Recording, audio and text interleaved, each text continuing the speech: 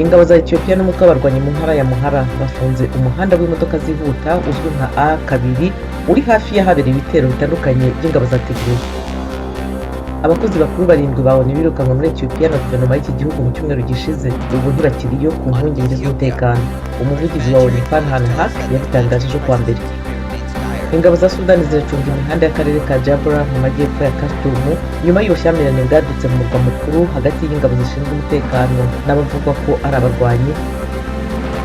Abatuye u Rwanda muri Angola bategereje ku mirongo miremire hanze y'ibigo bitanga urukingo nyuma y'uko guverinoma ishyizeho itegeko ko abakozi bose ba leta n'abatanga za serivisi bafata urukingo rwa COVID-19 mbere y'itariki ya 15 y'ukwezi kwa 10.